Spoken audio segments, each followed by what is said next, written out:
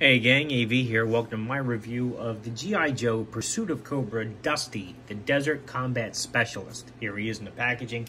As you can see, he's a blister-carded figure with a bubble, so you can see the vast majority of the accessories as well as the figure itself. There is a picture, original artwork there on the left, featuring the character with his actual alternate head on. Here's the back of the packaging. As you can see, he's part of the Desert Battle assortment, and why wouldn't he be, being a desert specialist? But anyway, up here you have a blurb, which basically says, G.I. Joe is the code name for a special operations unit of highly trained men and women. Their purpose is to defend the world against Cobra, a ruthless organization with criminal tentacles in every nation on Earth. That is obviously a homage to the blurb we used to get during the opening of the cartoon back in the 80s.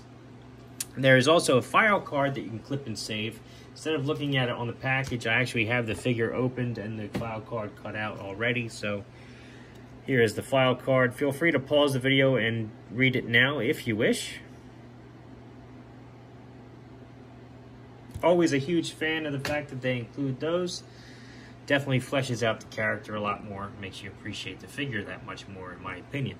So I already have the figure and all his accessories out, so we're just going to angle the camera back up and have a look at everything in turn. Here is his figure stand, which you can see says Dusty in the front. It has G.I. Joe in raised letters on the top, as well as 2 foot pegs. And the bottom is just basically bare, with the exception of some copyright information. So, pretty basic, but definitely a huge fan of the fact that they include these things. He comes with a spool or a roll of barbed wire, which you can stretch out and maybe anchor it at the 2 ends to have barbed wire in your display.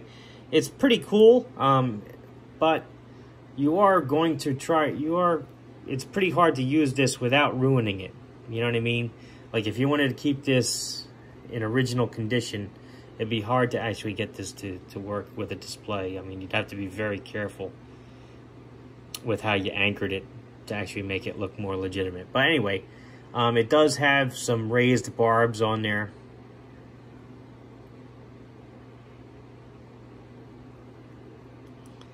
No painted detail, but it's pretty cool, and it's pretty obvious what it is, too. So they did a really good job with it. He has his helmet.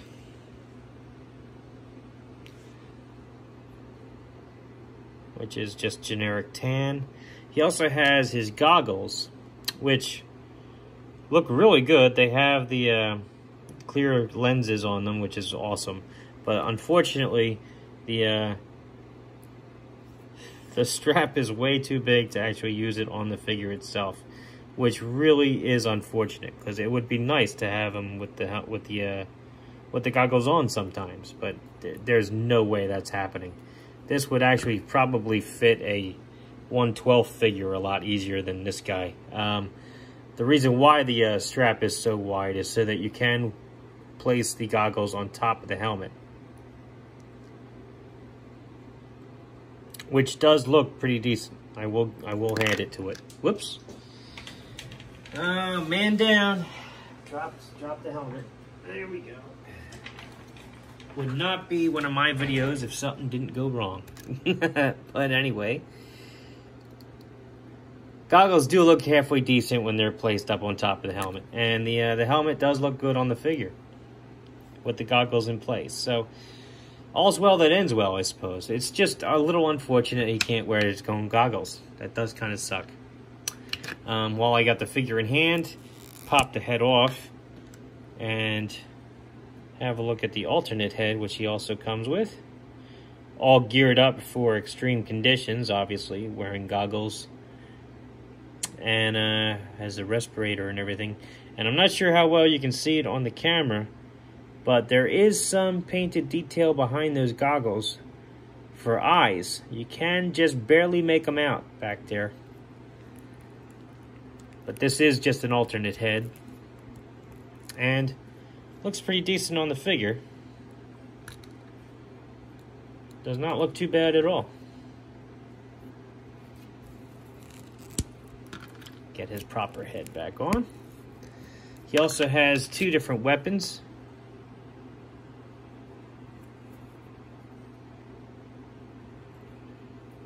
Pretty nice. And here's the other one.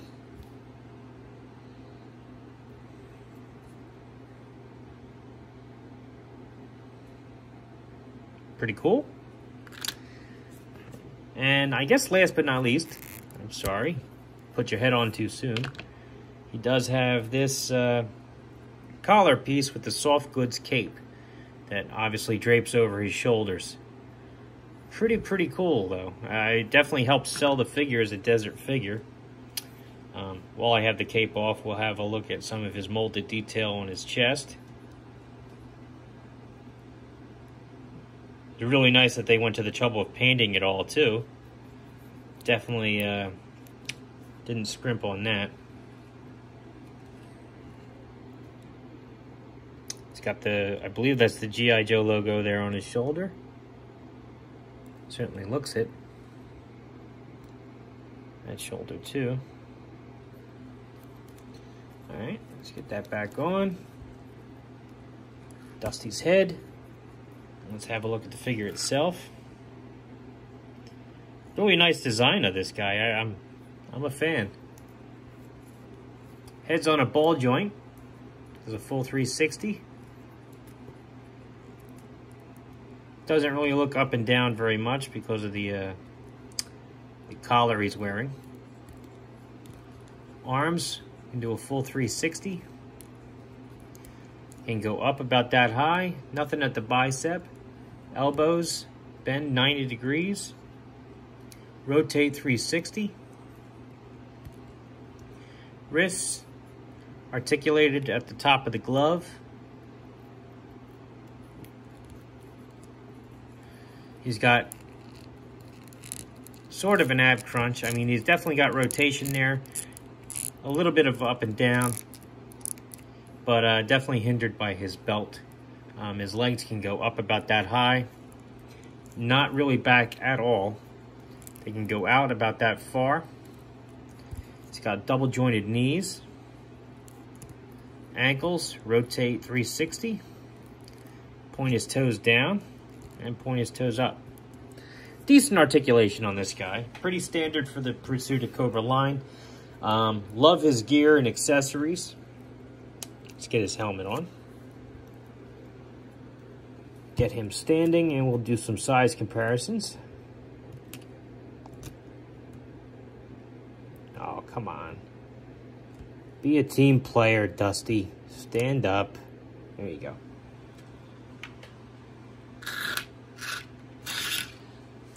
Alright, so here he is next to a vintage G.I. Joe figure. As you can see, he's noticeably taller. Like a full head taller. Oh, Dusty. Come on. Giving me problems. Alright, you're losing your helmet. You lost your helmet privilege. That's it. So anyway, here he is next to a modern, vintage G.I. Joe figure. As you can see, he's noticeably taller. Here he is next to a vintage Star Wars figure. Or actually, a modern Star Wars figure from the vintage line. Excuse me. Noticeably taller than him as well. The perspective on this is not that great. Let's see here. Sorry, some technical difficulties here, gang. There you go. A little bit better from that side. Here he is next to a Boss Fight Studio blank. They are actually roughly the same size.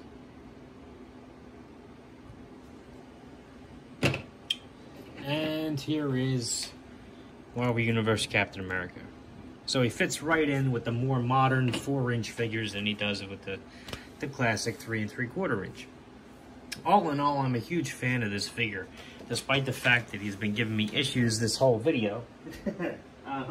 I think his modern design looks really good. The fact that he does come with an alternate head actually makes him capable of being army built. I like the barbed wire accessory, and again, if you were to army build this guy, a couple of these in a row would make for a really good display. It is unfortunate about the goggles, that he can't wear the goggles on his head. I like the fact that he comes with 2 weapons, although it would have been nice if he could have stored the weapons on him somewhere. But all in all, very cool figure. If you find them at a reasonable price, I do recommend that you get them. This has been AV. If you like this video, check out my channel. If you like what you see there, then please subscribe. As always, thanks for watching.